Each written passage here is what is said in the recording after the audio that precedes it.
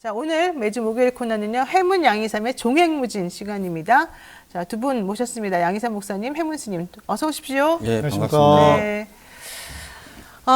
오늘이 저희 2023년 또 마지막 뉴스인사 프라임 방송이기도 한데요. 어떻게 한 해를 잘 보내셨는지 먼저 좀 얘기 들어볼까요? 예, 저는 지난 11월 말까지는 잘 보냈는데 12월에 뉴스 사이다에 출연한 이후 대규모 욕을 먹고 있어. 더 보람된 시간을 보낼 수 있을 것 같아요. 그래요? 그렇게 뭐가 반응이 많이 오는군요. 댓글이 온갖 다 땡중이다. 이상하게 자기에게 안 좋은 얘기하는 거는 귀에 쏙쏙 박히고 그렇죠. 저 마음을 좀 후비는 그런 게 있는 것 같습니다. 그래도 뭐 종교인으로서 이렇게 마음을 넓게 가지시고 아니 뭐 특별히 넓게 갖는다기보다 제가 왜 저를 욕하는지 알고 있어요. 예. 예, 그런데 이제 제가 그 약간 편드는 것처럼 하는 이유는 이 미리미리 대비를 해서 이게 한쪽 주장만 하다 보면은 이 바둑 경기라든지 모든 경기는 맞습니다. 같이 두는 경기인데 자기 주장만 해가지고는 이길 수 없거든요. 맞아요. 그래서 제가 이제 백신을 맞추는 입장에서 예. 네. 이런 시각으로도 보고 미리미리 대비를 해야 된다.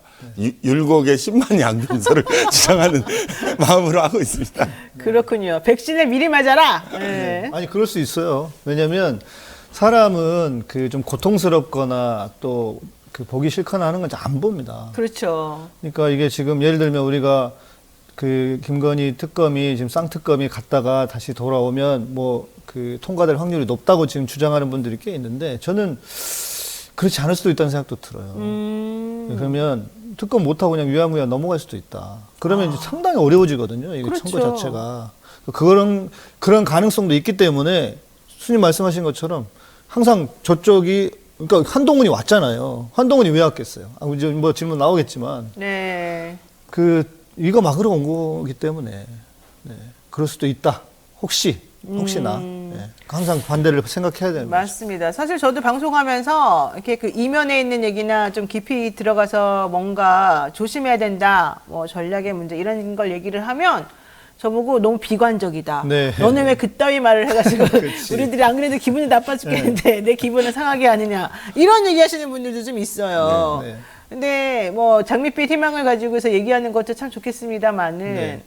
또 그 반대적으로 미리미리 대비해야 되고 상황을 좀 정확히 네. 봐라라는 측면에서 객관적으로 또 설명하는 거를 또 무시해서는 안 되지 않겠나 네. 생각이 좀 들고요. 또 본인하고는 안 맞아도 확증 편향에 빠지면 안 되니까 맞습니다. 네. 아무래도 이제 반대쪽 입장에서 혹시라도 만에 하나 돌다리 들겨보는 심정으로 뭔가 정리해보고 네. 10만 의심해보는 양병설. 건 해봐야 되지 않겠나 생각을 하고 있습니다. 네, 그런 의미에서 오늘 윤석열 대통령에 대해서 한번 얘기를 나눠보도록 하죠. 우리가 또 2023년 12월 맞이하여 대통령 1년 반 좀 넘었는데 정말 너무 힘들고 솔직히 너무 피곤하고 이렇게까지 국민들이 힘들게 살아야 되나 이런 생각을 사실 화가 늘고 예. 욕이 늘었습니다. 저도 모르게 막 욕이 나와요. 목사님인데 그러면 안 되잖아요. 내가 목사가 맞나 싶을 때도 있는데, 근데 그게 이 욕을 안 할 수가 없어요. 오늘의 할 욕을 내일로 미루면 안 됩니다. 네. 네, 욕을 해야 돼요. 그래야지 안 그러면 이게 병이 돼서 저희 시청자 중에 한 분은 진짜 병에 걸린 분이 계세요. 화병이 난 거예요? 화병이 났어요. 윤석열 대통령 되고 나서. 그래서 방송도 멀리 하고 자기 뭐 안 되겠다. 이분이 네. 워낙 뭐 예민하시니까 더 그러기도 하겠죠. 그래서 오늘의 할 욕을 내일로 미루지 마라. 맨날 욕하고 살아야 되겠네. 어쩔 수 없습니다, 지금. 오늘의 할 욕을 내일로 미루지 말라고 말씀하시는데 어떻습니까? 그 좋은 얘기예요. 근데 원래 제가 이렇게 보니까 사랑과 증오는 동전의 양면이기 때문에 그 누구를 사랑하던 사람이 갑자기 증오로 이렇게 막 돌변해가지고 하는 모습 우리가 많이 보지 않습니까? 예. 그런 것처럼 이제 윤석열 대통령에 대한 과도한 증오는 윤석열 대통령에 대한 과도한 사랑으로 변질될 수 있기 때문에 그 적정한 중간 지점에서 하는 게 좋지 않나 저는 그런 생각하고 있어요. 그 사랑을 나중에 저희가 모든 국민들이 그 피해를 당한 국민들이 나중에 그 소송을 해야 되지 않을까. 예전에 박근혜 전 대통령 국정농단 관련해가지고 국민들이 소송 걸었다가 네네. 패소했습니다. 당연히 그러겠죠. 자, 한동훈 비대위 출범을 둘러싸고 여러 가지 얘기들이 나오고 있는데요. 대통령은 지금 속내가 어떨까? 이런 얘기를 한번 짚어보겠습니다. 한동훈 비대위원장 전격적으로 등장을 했는데 결과적으로는 한동훈이 미래 권력이다. 이러면서 지금 언론에서도 한동훈을 띄워주는 그런 기사들이 많이 나오고 있고요. 여론조사도 한동훈이가 대선 주자 1위다. 막 이런 식의 발표가 계속 나오고 있습니다. 이러다 보니까 오히려 윤석열 대통령 내가 임명하긴 했으나 뭐 임명이라고 할 수는 없겠죠. 어쨌든 내가 뭐 영향력을 행사했을 수 있다 봅니다만 어쨌든 마음이 썩 그렇게 또 아주 개운하게 야 너무 잘 됐다 또 이러지 않을 수도 있을 것 같기도 하고요.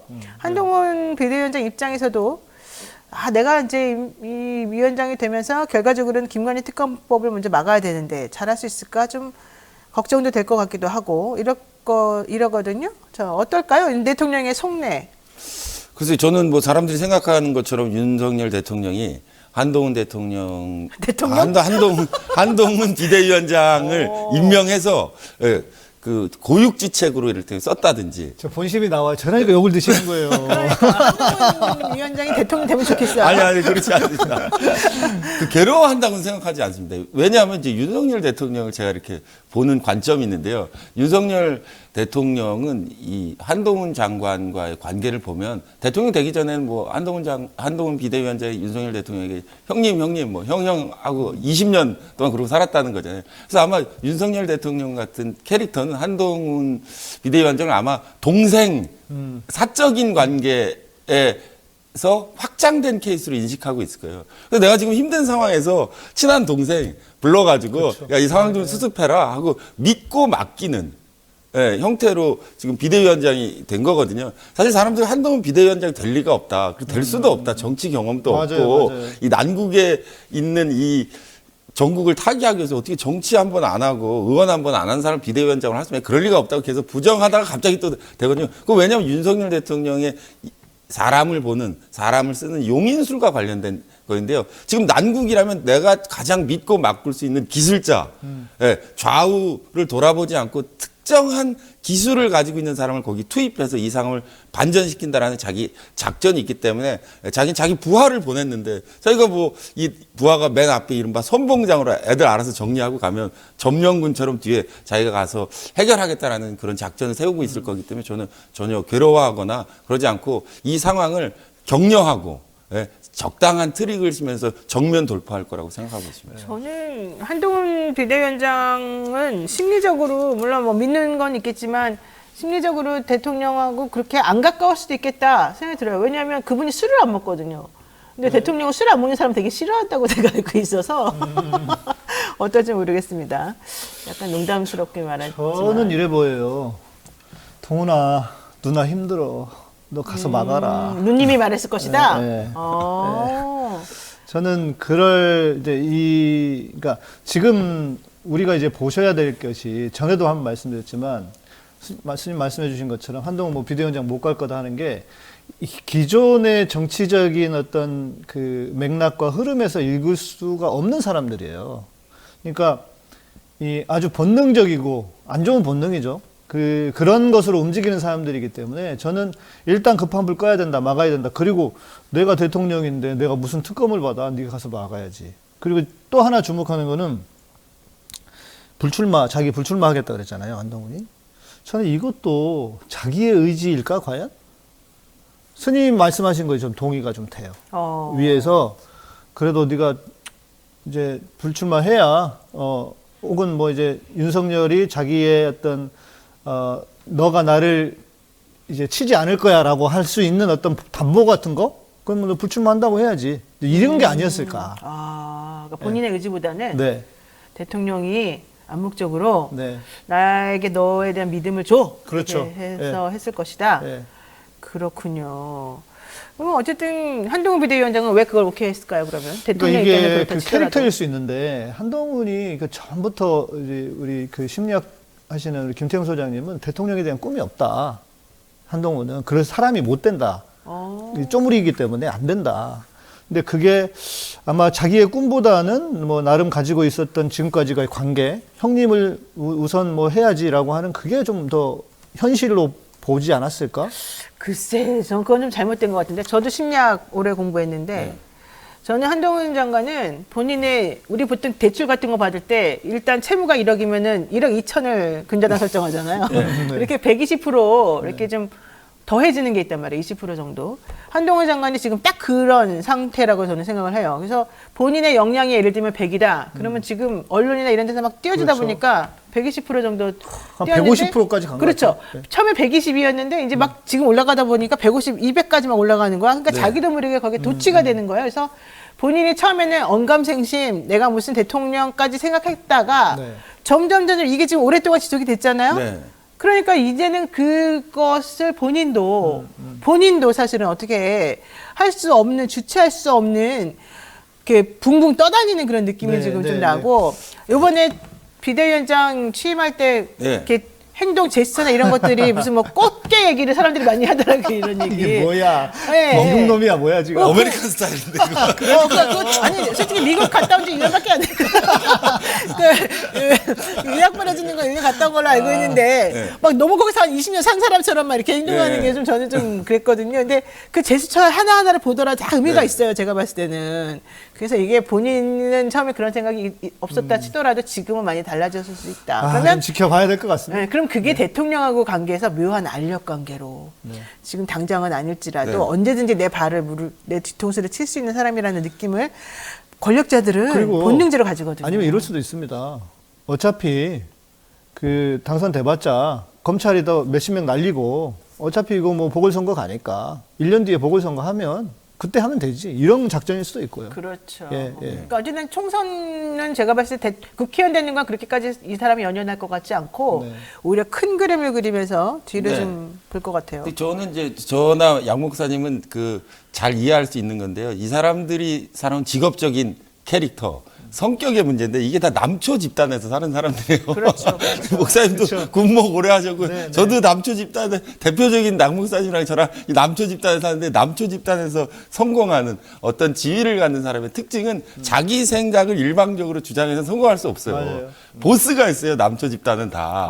그래서 뭘 결정할 때 보스와 의논을 하고 보스가 이렇게 해라. 네, 저 형님. 그렇게 못합니다 하면 걔네 그날부터 아웃이야. 그렇죠. 아, 그리고 마지막 의견에 뭐 길게도 얘기 안 해요. 네. 예, 그래서 이렇게 보스가 그럼 이렇게 하면 좋겠다 해서 그걸 수락하는 사람이 계속 그 일을 담당하는 캐릭터이기 때문에 한동훈 장관도 마지막에 그 보스의 그 형님께 아뢰고 형님이 이렇게 해라. 예, 알겠습니다, 형님.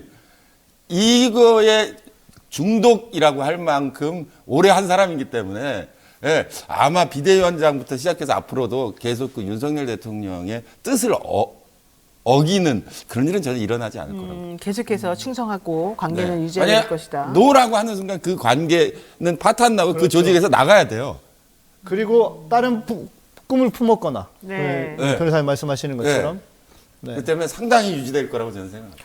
좋습니다. 자, 어쨌든 그렇다 하더라도 윤석열 대통령 입장에서는 불안할 수밖에 없을 것 같아요. 왜냐하면 벌써 레임덕 얘기가 나오거든요. 네, 네, 사실은 2년도 안 됐는데 레임덕 얘기가 나온다는 것 자체가 이 지지율이 안 오르는 것만큼이나 본인에게 상당히 부담이 될 수밖에 없는데 한동훈 비대위원장이 등장하면서부터 대통령 얘기가 쏙 들어갔어요. 그리고 김건희 여사도 이제 특검을 의식해서 그런지 모르겠지만 요즘 매스컴에 안 나오잖아요. 네. 그러다 보니까 완전히 한동훈 세상이 돼버렸단 말이죠. 네. 지금 그렇다면은 어쨌든 불안하고 좀 뭔가 이상하지 않을까요? 그래서 꿈자리가 사납지 않을까요? 저는 뭐 그렇게 생각하죠. 형님 정치의 특징은 형님은 뒤로 물러나는 걸 좋아하고 애들을 앞에 보내가지고 상황을 정리하면 언제든지 컴백할 수 있다고 생각하기 때문에 저는 레임덕까지 생각하지는 않을 것 같고 윤석열 대통령이라는 사람을 이렇게 보면은요 위기가 있어요. 이 사람이 위기를 돌파할 때 보여준 모습들이 있는데요. 위기가 오면 자기는 이렇게 받아들이고 이렇게 견딥니다. 견디다가 기회가 오면 그대로 직진해서 돌파해버리는 방식이기 때문에 이번에는 저는 자기가 이 위기를 돌파하는 그 수단으로 한동훈을 선택했다라고 내세웠다. 보고 있기 때문에 그런 네. 걱정은 안 할 것 같아요. 추미애 장관과의 갈등도 윤석열 대통령이 막 언론에 자기의 입장을 이렇게 막 과도하게 네. 예, 브리핑하는 형식으로 떠든 건 아니고 그때도 이렇게 갈등을 이렇게 유지하면서 가처분 소송을 낸다든지 이렇게 행동을 해서 정면으로 돌파하는 방식을 택하는 사람이기 때문에 이번에도 그런 방식으로 한동훈 비대위원장 선택한 거기 때문에 그렇게 레임덕이라든지 그런 걱정은 하고 있지 않을 거라고 오히려, 저는 봅니다. 오히려 안심하고 있을 것이다. 믿을 만한 부하를 투입했기 때문에 아마 안심하고 있을 겁니다. 적어도 아직까지는 한동훈과의 관계가 워낙 좋으니까 네. 뭐 한동훈이 한 번도 이건 아닌데 이래본 적이 없으니까 그거에 대한 신뢰감 때문에 뭐 자기도 지금 피곤하기도 하겠다. 뭐 한동훈이 나서서 잘하면 나한테도 도움 되겠지. 뭐 이런 정도 생각하고 있지 않을까 싶은 생각이 들어요. 그렇군요. 자, 우리 한번 대통령을 잘 나타내는 사진 골라달라고 제가 두 분께 부탁을 드렸습니다. 우선 목사님이 골라온 사진부터 한번 보겠습니다. 네. 자, 어떤 사진? 이 사진 설명 좀 해주실까요? 저거는 이제 유명한 사진이잖아요. 네. 그리고 보통 클로즈업 해가지고 저 바지를 보여주던 사진인데 저 바지가 초창기에 엄청나게 회자가 됐었습니다. 특히 바지를 거꾸로 네, 입었냐. 거꾸로 입은 거 아니냐. 네, 네, 좀 그래서 이상하게 보이긴 해요. 막 무속하고도 관련이 있는 거 아니냐, 막 이런 얘기가 나왔는데, 저는 이제 뭐 왜 그랬냐면, 저 사람을 뽑은 이유는 일반적으로 사람들은요, 다른 사람의 시선을 분명 의식을 합니다. 저도 올 때, 내일 무슨 옷 입고 가지? 방송 나오니까, 이렇게 생각을 한단 말이죠. 누구라도 다 그렇게 하는 거예요. 뭐 스님은 저는 뭐 별로 그런 생각 늘 같은 복장이시니까. 근데 어제 그러는 거야, 저희 아내가. 아유, 스님은 좋으시겠다. 자기는 옷 고민해야 된다는 거죠. 나도 무슨 옷 입고 갈까 생각을 하는데, 일단 기본적으로 이 사람은 그러니까 다른 사람의 시선을 별로 의식하지 않는다는 게 전제로 깔려 있는 것 같아요. 그리고 사람은 다 그 자리에 맞는 품격이라는 게 있는 겁니다.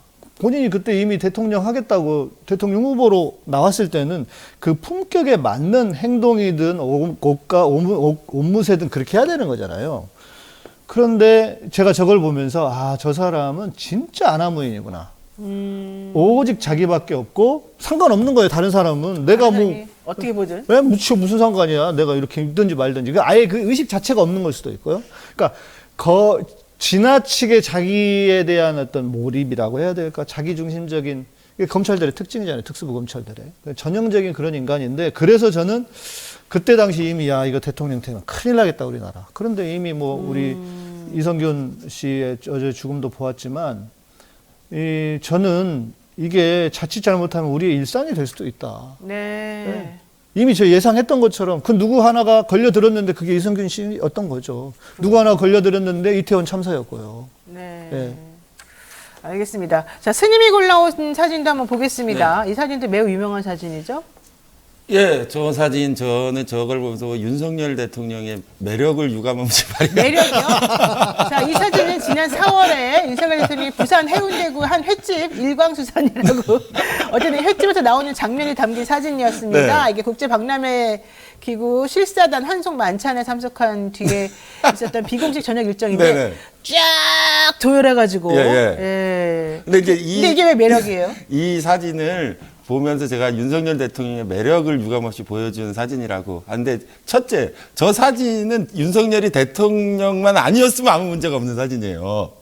무슨 뭐가 문제가 없어요. 있지. 조폭같이 보이는데. 검찰총장도 문제 있고, 아니, 저거 근데 담임 저게- 목사라고 해도 문제가 아니, 있어요. 조폭들끼리 지금 저거는. 저 뭔가 뭐야, 조직을 결성해가지고 나라에 위해를 끼치는 듯이 보이는 그런 근데 사진이잖아요. 저게 저 사람들에게는 너무 자연스러운 일일 거예요. 윤석열 대통령이 저 사람들을 세운 게 아니고요. 네. 저 사람들의 삶 속에서 저 사람들끼리 만나면 늘 헤어질 때 저렇게 쭉 줄을 서고 자발적으로 줄을 서고 이렇게 인사하고 가는 게 저 사람들 습관인 거예요. 많이 익숙합니다. 사실 검찰 법조인들이 저렇게 좀 하긴 합니다. 많이 아니 그리고 저렇게 하는 사람이 많아요. 군대 다 이럽니다. 다 중들도 다 저래요.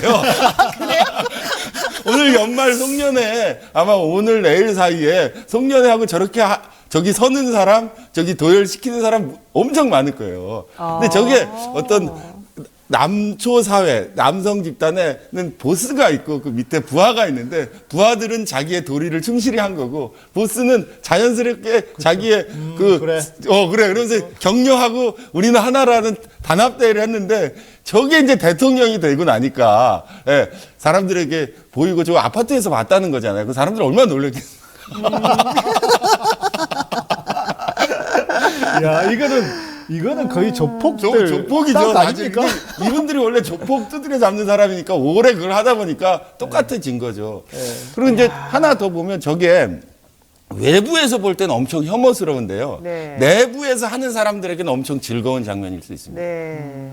왜냐하면 저기서 자기들을 지켜주는 벽이 누구라는 게 확인되고 네. 또 보스 입장에서는 내가 챙겨야 되는 사람들의 얼굴을 이렇게 확인하고 그러니까 저 자리에 있었던 사람 앞으로 미래가 보장되고 안전이 보장되는 거기 때문에 저거를 사회 곳곳에서 사실 수시로 해요.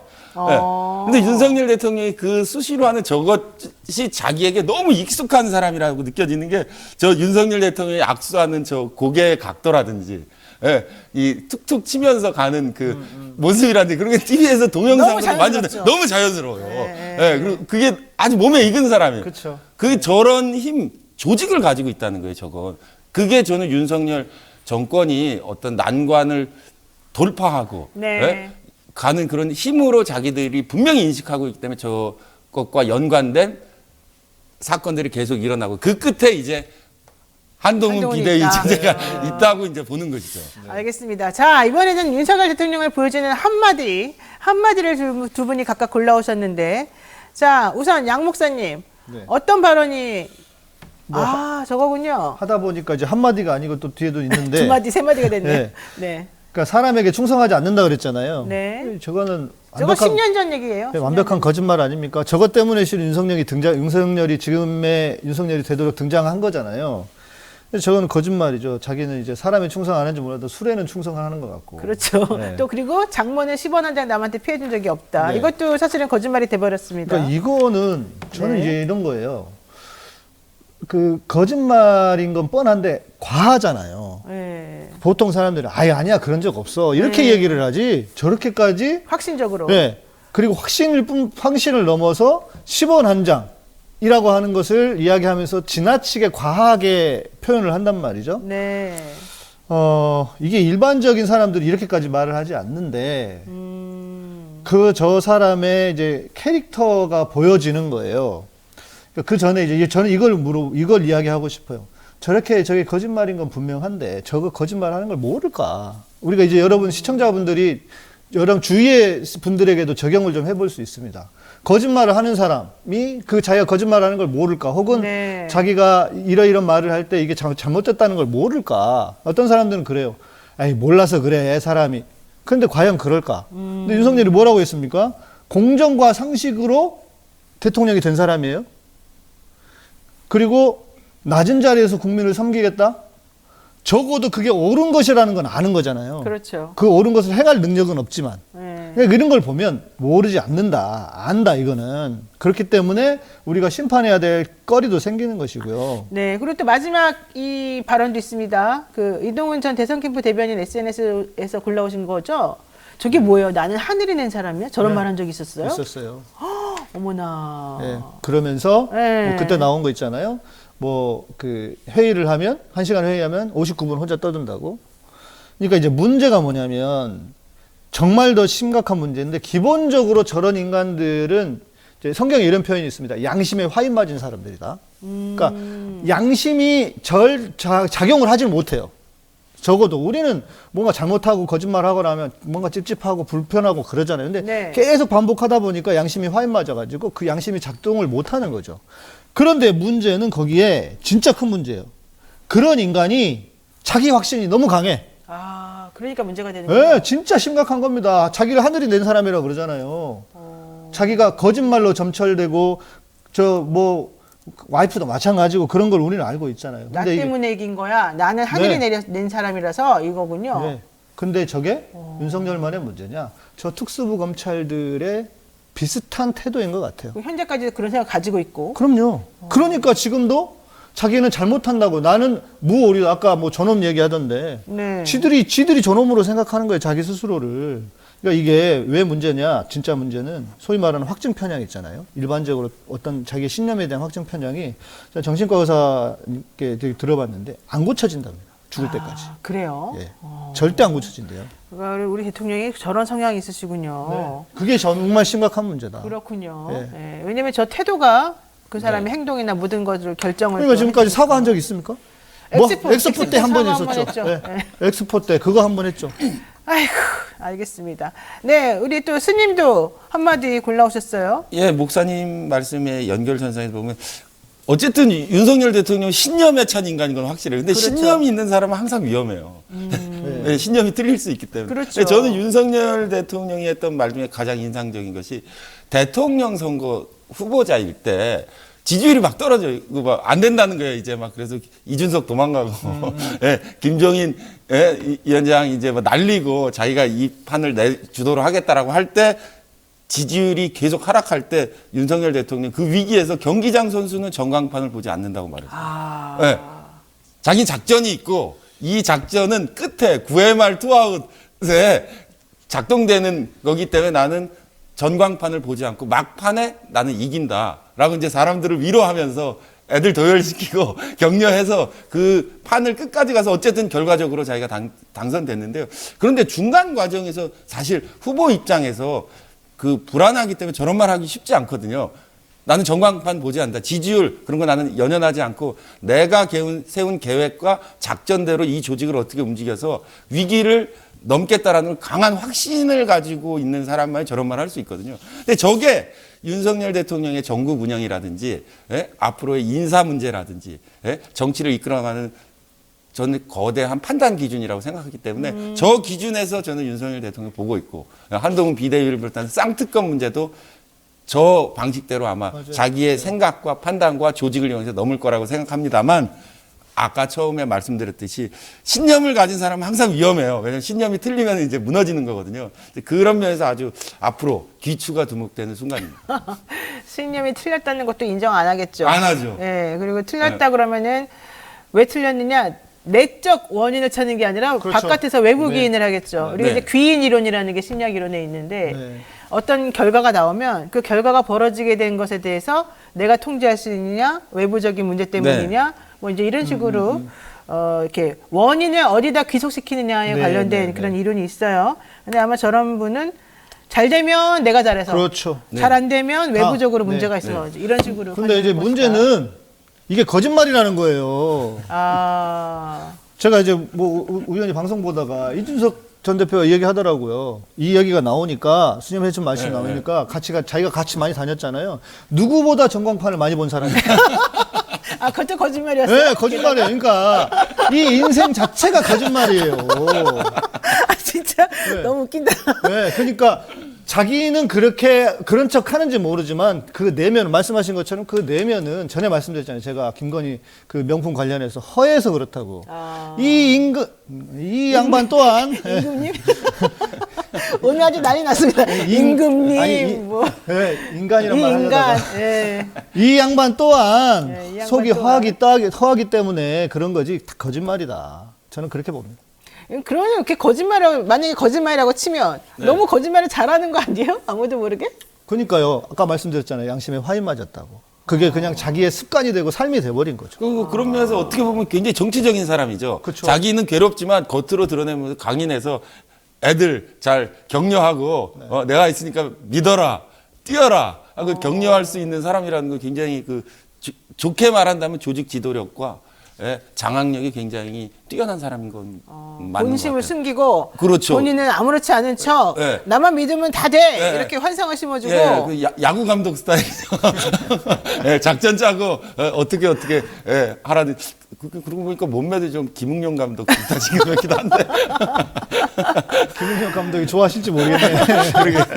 감독님 네. 죄송합니다. 근데 어쨌든 지금 돌아보니까 윤석열 대통령은 정치도 안 해보신 분인데 이렇게까지 어록을 많이 남기시고 참 회자되는 말들이 하나같이 다 주옥 같고 네. 돌이켜보게 만들고 네. 이러네요. 예. 이게 생리적 정치인이네요. 솔직히 말하면. 제가 볼 때는 저 남성들 사회 특유의 남초 사회에 있어 보면 안 돼요. 머리가 똑똑하거나 뭐 돈이 많거나 뭐 그렇다고 해서 보스가 되지 않아요. 아, 네. 그건 알겠습니다. 분명하네. 근데 그리고 저런 분을 사실 큰형님으로 모시면 모두가 편해요. 네, 솔직히 편해요. 네. 일단 큰 소리 뻥뻥 치고 그렇죠. 예, 내가 알아서 책임질게. 그리고 분명한 거는 자기에게 충성하는 사람은 분명히 챙깁니다. 그러니까. 예, 대신 안 합니다. 그게 중요해요. 네, 네. 사실은 그냥 생님처럼 아 이거 옳지 않아 막 이렇게 따지면서 네. 이렇게 딱 하는 건 솔직히 좋지 않아요. 그러니까 윤석열 대통령 그 형으로 모시면 이를테면 뭐 걸려가지고 경찰서 가서 전화해서 형님 뭐 저 어저께 실수해서 싸웠는데 좀 풀어주세요. 그러면 너 앞으로 내가 그러지 말라지 야단치 내면 알았어 한 다음에 전화해서 풀어주세요. 야단도 안 쳐요. 그럴 수도 알았어 있지. 내가 해결할게. 그러면서 그렇지. 무조건 그냥. 그리고 얼마나 그 동생들이 얼마나 형님을 그 깍지지 보시겠어요. 여보세요. 두 분 다 왜 이러세요 지금? 우리 이성을 찾읍시다. 네, 자 오늘 또 두 분하고 윤석열 대통령의 성향과 이런 것들에 대해서 한 장의 사진 또 한마디의 말 이런 것들을 통해서 한번 알아보는 시간을 가져봤습니다. 2023년이 우리 대통령에게는 어떤 해였는지 한번 궁금해지는 그런 순간이기도 했는데요. 사실은 이러면 안 되겠다. 이게 오늘의 결론으로 좀 남는 것 같습니다. 자, 종교 지도자와 함께 종횡무진 질문하고 가르침을 얻어보는 시간 해문 양의 삶의 종횡무진은 여기까지 정리해야 될 것 같습니다. 오늘 두 분 말씀 고맙습니다. 감사합니다.